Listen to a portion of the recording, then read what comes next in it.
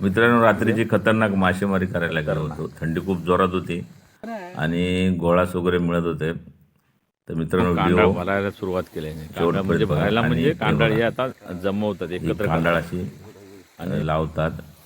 कांडाळ लावून कांडाळीची मासेमारी करायला गेलो होतो नदीमध्ये. तर मित्रांनो, कांडाळ लावल्या हे मासे असे कांडाळीमध्ये अडकतात. ते मी तुम्हाला दाखवले मित्रांनो.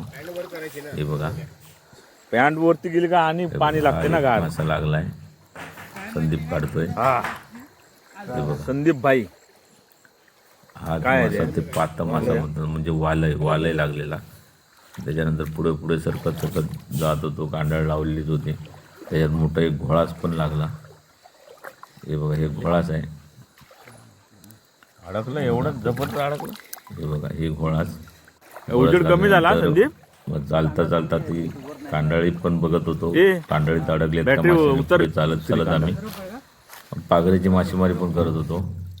दोन्ही एकत्र एक साथच करत होतो मित्रांनो. तर पागऱ्याच्या मासेमारीत बंटीला लागला होता मळी माझा, आणि परत कांडाळीवर फिरून आलो आणि परत लागलं मोठं घोळाच त्याला. तर मित्रांनो, महेश आला होता माझा मित्र. त्याच्याबरोबर मी थोड्या गप्पा मारल्या, शेकोटी पेटवली, कारण थंडी जोरात होती. आणि बाजूलाच कांडाळ लावलेली होती.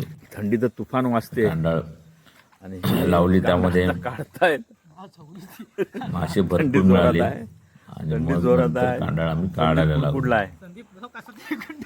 आणि आम्ही संदीपने कंडोळ लावला होता पाठीमागे.